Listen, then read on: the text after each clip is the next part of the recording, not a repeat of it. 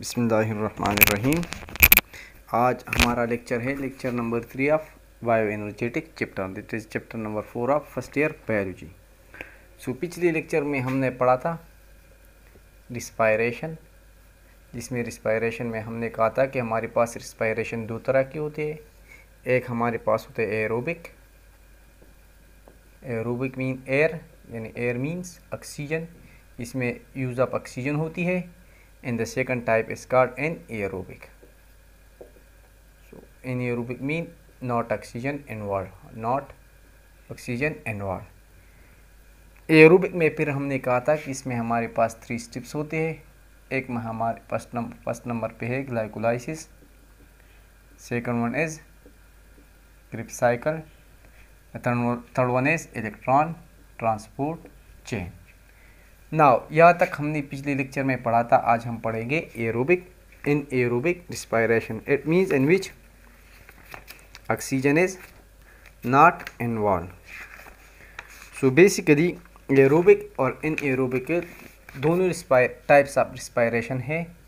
सो दोनों का फर्स्ट हमारे पास क्या है, ग्लाइकोलाइसिस और ग्लाइकोलिसिस। यहाँ पर जो एरोबिक में ग्लाइकोलिसिस होती थी वही इन एरोबिक में भी हमारे पास होगी। मतलब रिस्पायरेशन में जो ग्लूकोज से स्टार्ट हो जाता है C6H12O6, इससे शुरू हो जाता है, तो ग्लाइकोलिसिस दोनों में होगी। और ग्लाइकोलिसिस के एंड में क्या बनता है, ग्लाइकोलिसिस के एंड में हमारे पास बनता है pyruvic acid, we also called it pyruvate.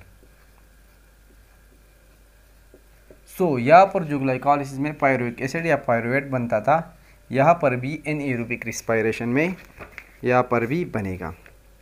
अब एनएरोबिक को दूसरा नाम हम कहते हैं, दूसरा नाम इसका है फर्मेंटेशन। अब जो पायरुविक एसिड बनती है, इसके हमारे पास दो तरीके होते हैं, या जो पाथवे फर्दर होता है या जो फर्दर इसकी डिग्रेडेशन होती है, ये हमारे पास 2 पाथवेज हैं। डिपेंड करता है किस चीज़ पे, डिपेंड करता है अवेलेबिलिटी ऑफ ऑक्सीजन पे। सो अब अगर हमारे पास ऑक्सीजन हो तो क्या होगा, हमारे पास अगर ऑक्सीजन हो तो ये पायरुविक एसिड कन्वर्ट हो जाएगा CO2 एंड H2O में, जो हमारे पास होता है किस चीज़ में, एरोबिक रिस्पायरेशन में। और एनएरोबिक रिस्पायरेशन तब होती है जब हमारे पास अवेलेबिलिटी ऑफ ऑक्सीजन नहीं होती, ऑक्सीजन कम होती है, हमारे पास CO2 ज़्यादा होती है। सो अगर ऑक्सीजन हमारे पास अवेलेबल नहीं हो तो तब होगा क्या, तब होगा एनएरोबिक रिस्पायरेशन। इसको हम दूसरा नाम क्या कहते हैं, fermentation.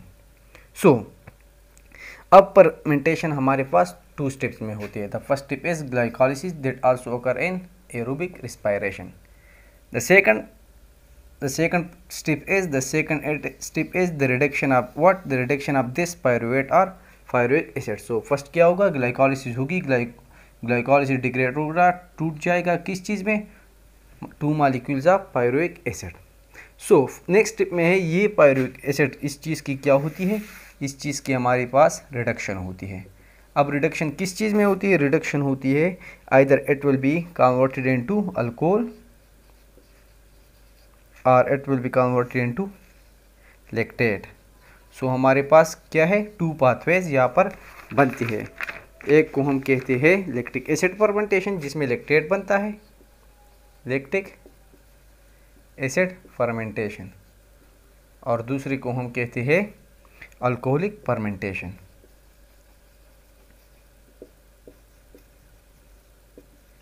As compare to aerobic, in aerobic में हमारे पास क्या होती है, लो एनर्जी हमारे पास अचीव होती है। एरोबिक रिस्पायरेशन में हमने कहा था कि एक ग्लूकोज से हमारे पास 36 और 38 ATP बनते हैं, जबकि इन एरोबिक में हमारे पास क्या होती है, only and only 2 ATP molecules are produce. So ये क्यों होता है, जबकि इसमें मॉलिक्यूल हमारे पास ATP कितने हैं, 2 बनते हैं। लेकिन प्रोसेस ये है, बात ये है कि एरोबिक जो होती है जिसमें ग्लाइकोलाइसिस क्रिप्साइकल इलेक्ट्रॉन ट्रांसपोर्ट चेन होती है, ये हमारे पास इसका स्पीड क्या होता है, स्पीड हमारे पास इसका स्लो होता है और नंबर ऑफ एटीपी ज़्यादा होती है। जबकि एरोबिक रिस्पायरेशन में हमारे पास एटीपी कम होती है जबकि स्पीड ज़्यादा होता है।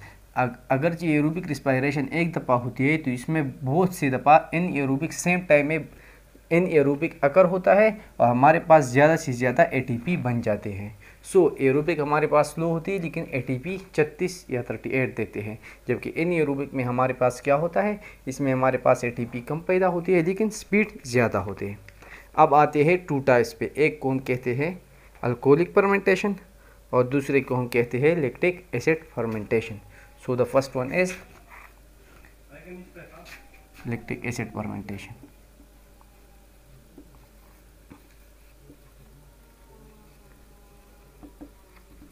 सो इन lactic acid fermentation is the name show, नाम से पता चलता है कि हमारे पास क्या होगा, लैक्टिक एसिड बनेगा। So the first step glycolysis है, ग्लाइकोलाइसिस जिसमें हमारे पास C6H12O6 ग्लूकोज मॉलिक्यूल किस चीज़ में कन्वर्ट हो जाता है, वो कन्वर्ट हो जाता है 2 molecules of pyruvic acid.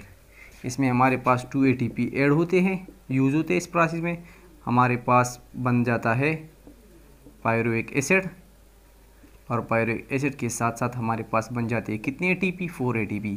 So net ATP net gain हमारे पास कितने ATP का है, 2 ATP हमारे पास फर्स्ट स्टेप में बन जाते हैं। The next step is step number 2, ये है ग्लाइकोलाइसिस हो गया। लैक्टिक एसिड फर्मेंटेशन में फर्स्ट स्टेप क्या था, ग्लाइकोलाइसिस। द नेक्स्ट स्टेप हमारे पास है पायरुविक एसिड जिसका फार्मूला है C3, ये हमारे पास पायरुविक एसिड है C3H4O3।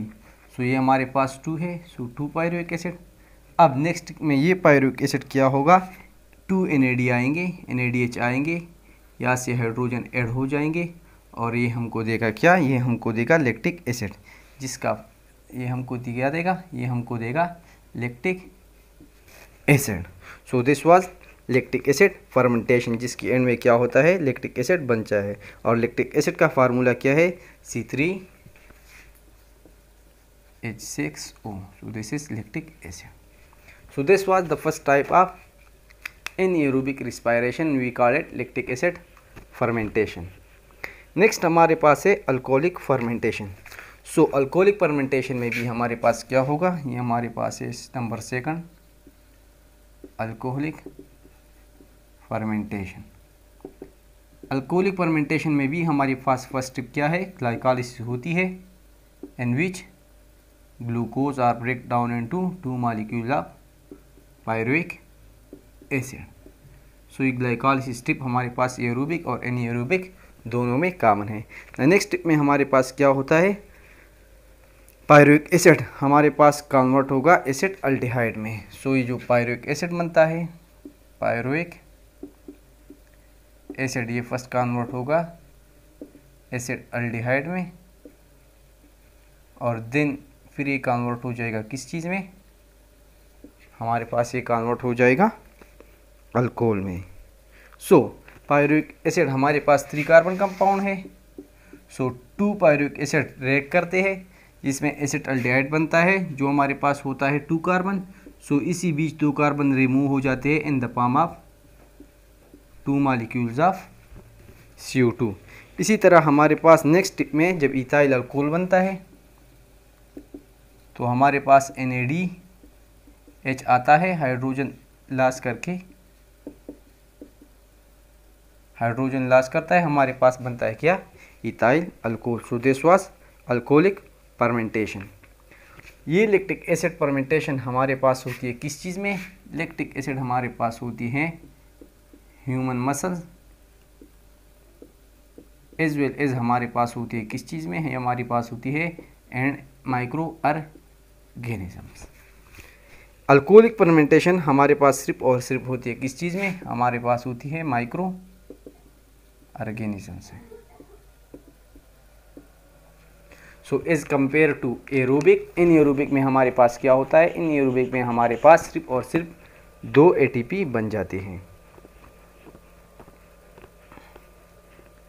सो नेक्स्ट टॉपिक हमारे पास है व्हाट, फोटो